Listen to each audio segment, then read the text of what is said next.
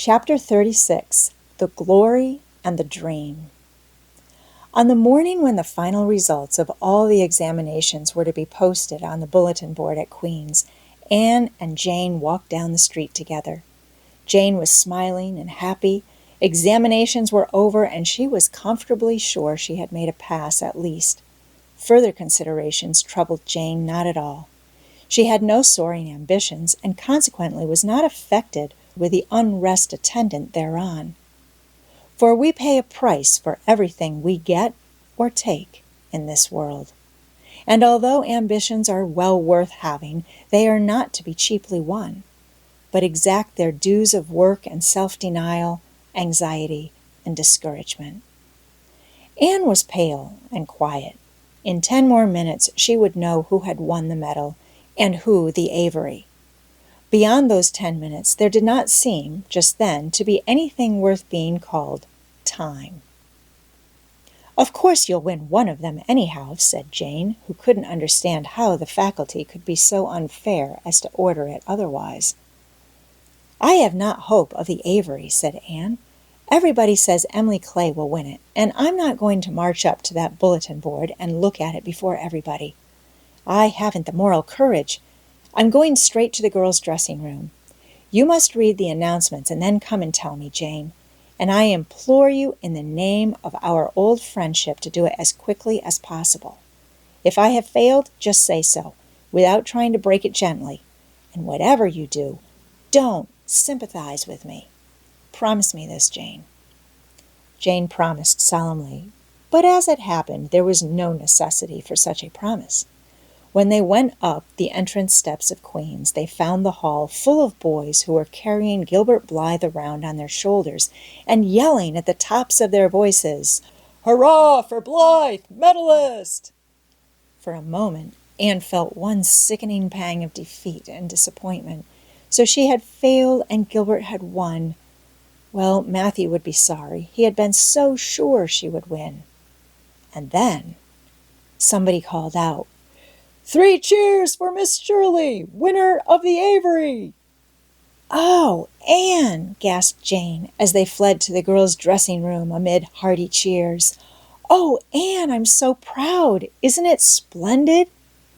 And then the girls were around them, and Anne was the center of a laughing, congratulating group. Her shoulders were thumped and her hands shaken vigorously.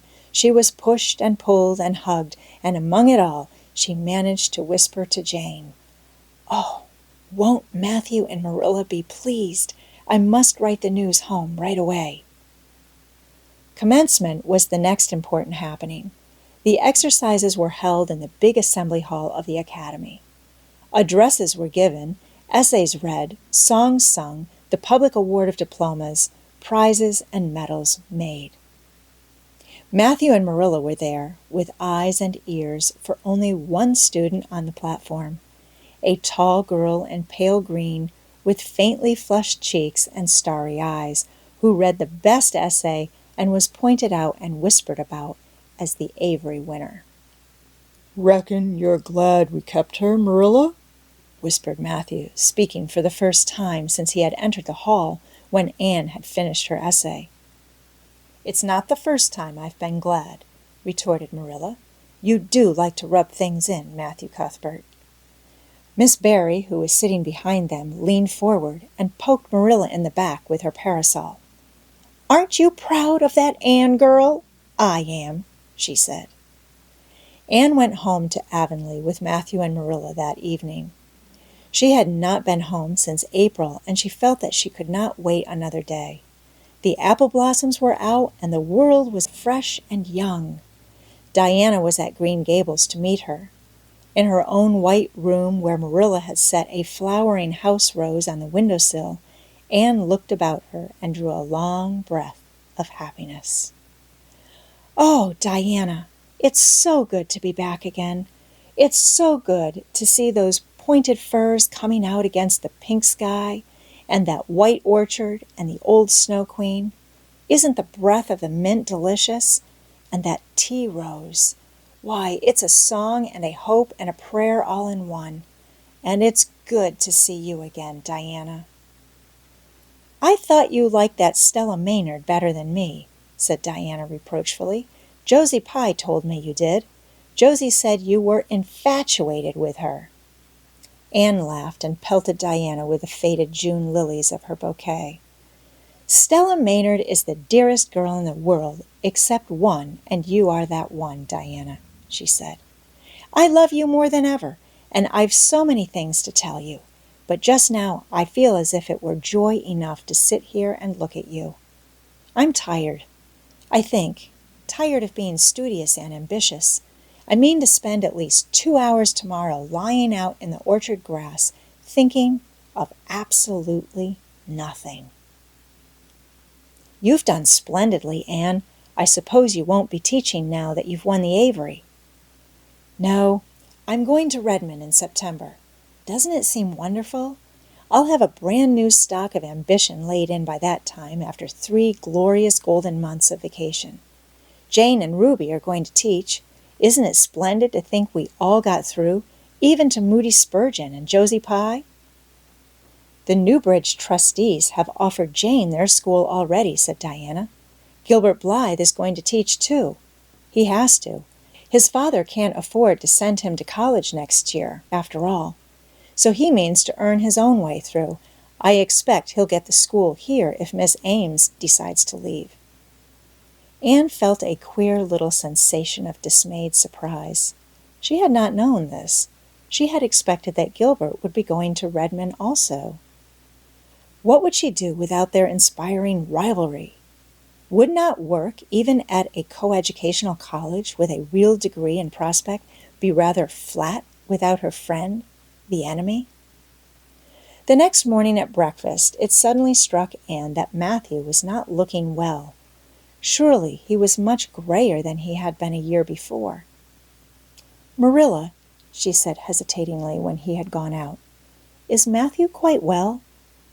"No, he isn't," said Marilla in a troubled tone. "He's had some real bad spells with his heart this spring, and he won't spare himself a mite.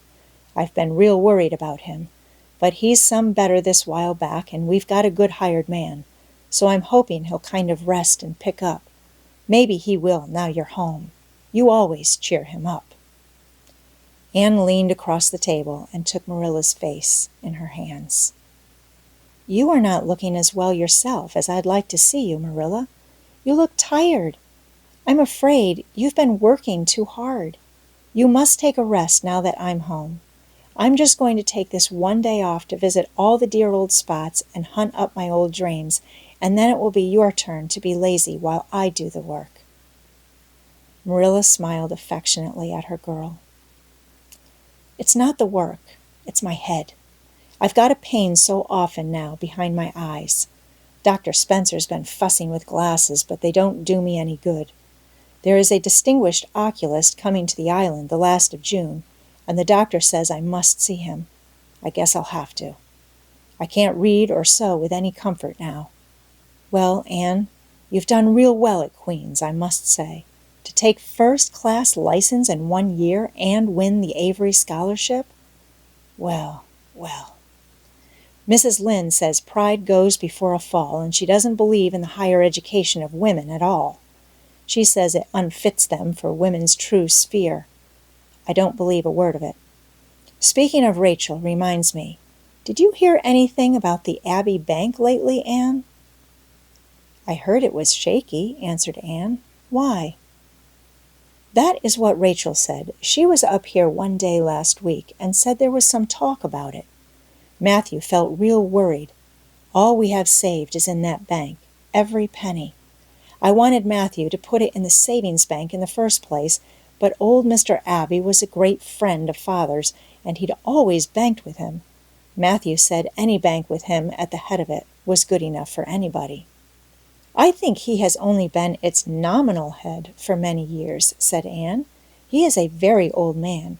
His nephews are really at the head of the institution."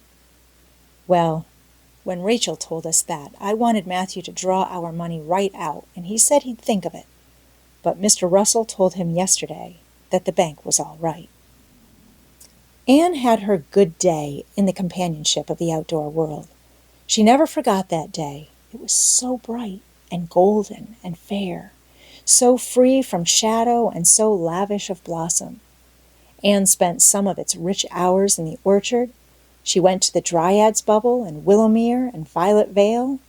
She called at the manse and had a satisfying talk with Mrs. Allen. And finally in the evening she went with Mathew for the cows, through Lover's Lane to the back pasture. The woods were all gloried through with sunset, and the warm splendor of it streamed down through the hill gaps in the west. Mathew walked slowly with bent head. Anne, tall and erect, suited her springing step to his.